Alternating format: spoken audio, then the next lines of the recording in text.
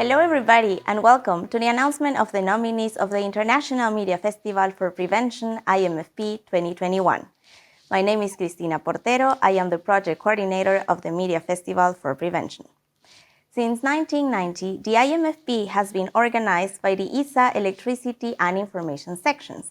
Today, I am very pleased to representing both organizers and being your host through this media journey. This time, the IMFP received 289 entries from all around the world. The IMFP jury chose around 50 shortlisted entries, and from these, they have chosen 18 nominees that have been allocated into one of 6 groups. The 6 winners, one per group, will be announced in our special media session at the Virtual World Congress on Safety and Health at Work, which is taking place from the 20th to the 23rd of September this year. Let's get started. Our next group is called Shortcuts and includes 3 films that convey very important and clear messages just in a couple of minutes. Films are more shorter today. Many films submitted to the Media Festival are no longer than 60 seconds. The first nominated entry in this group is the film Mr. Gecko, and it was submitted to the festival by the Workplace Safety and Health Council in Singapore. Let's have a look.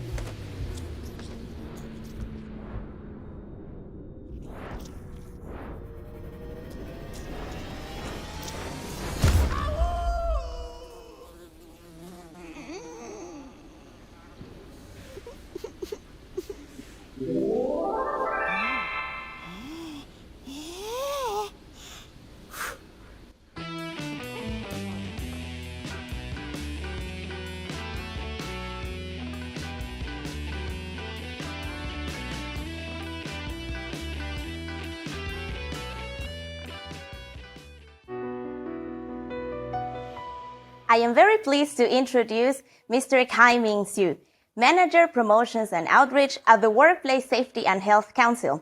Hello, Mr. Siu, and welcome, and also congratulations on this nomination. How do you feel about it?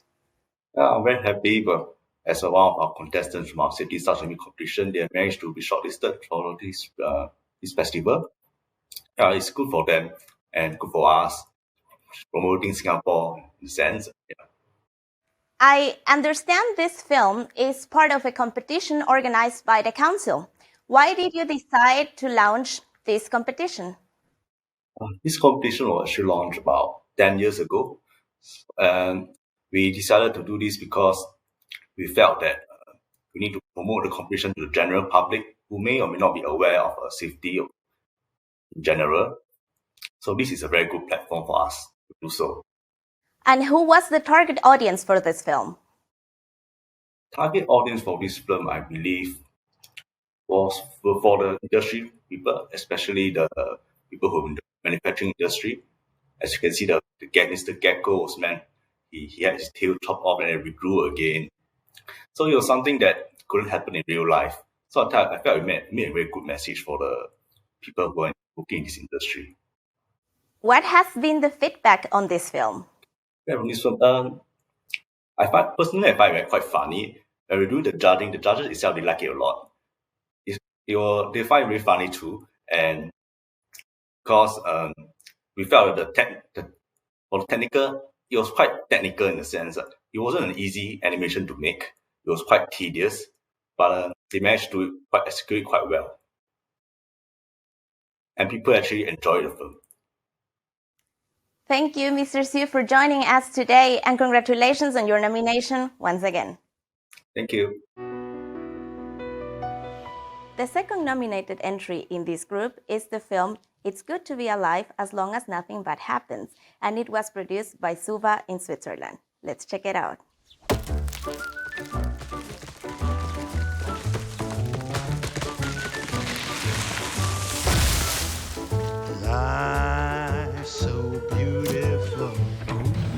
Live your dream and free your soul. Nothing can go wrong as long as I sing my songs. Life is magical, simply irresistible. And while I'm working all day long, I gently swing my song. So wonderful, so marvelous, it's not that mysterious that life is so beautiful. You can trust your luck or our safety rules.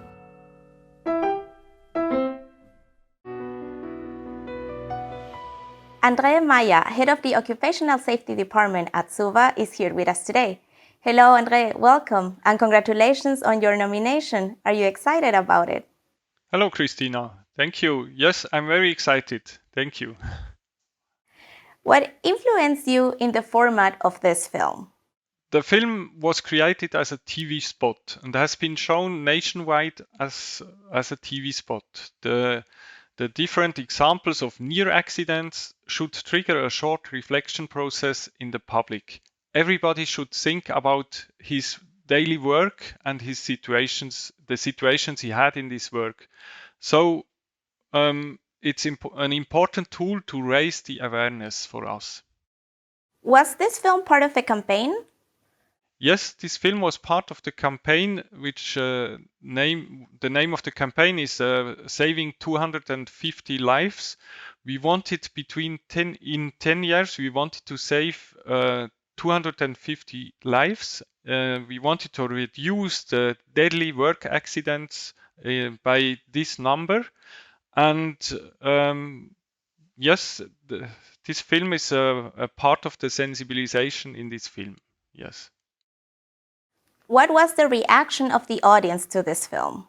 The reaction of the audience was very good. We had good reactions. The public likes the walk on the ridge between near accidents and real accidents, and this made the people thinking about their own situations. And these reflections, they told us that they made these reflections, and so we are very happy that we could reach this reaction. Yes.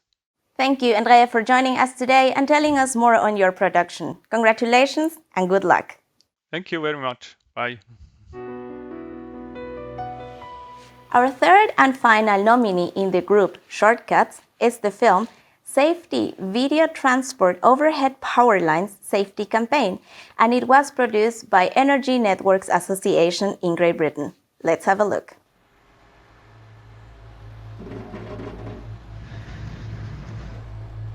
Accidents. They're never down to just one thing. That's why most days people get away with it. They forget the rules, but there's no danger just then. Or they don't look out, but someone else is vigilant.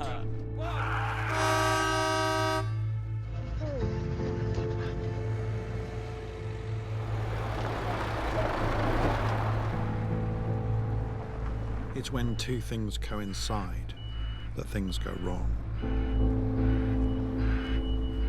When the danger's there, but goes unnoticed. What's that? Oh, it's Dan. Oh, Dan, ask you how the weekend went. Apparently I'm going to ask you how the weekend went. I heard Sunday was a write-off. Oh, brilliant. Of course it was. Right, mate, yeah, so anyway, we're here. Back to the job, I reckon 20 minutes or so. All right, mate. Whoa!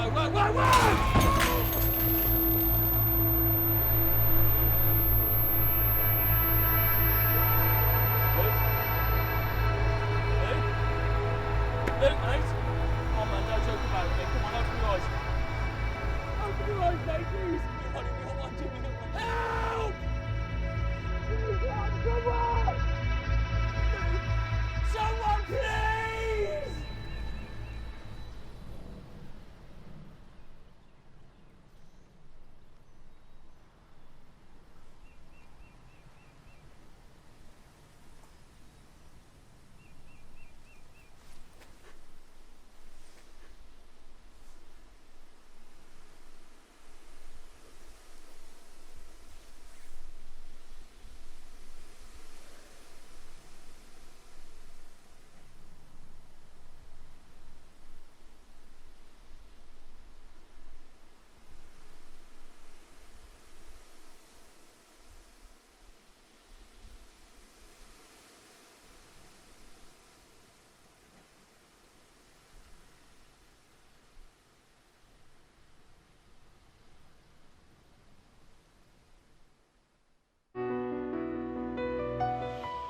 David Spilett, Head of Safety, Health and Environment at the Energy Networks Association, joins us today. Hello, David. Welcome and congratulations on your nomination. How are you doing today? Thank you and good afternoon. Yes, doing very well, thank you.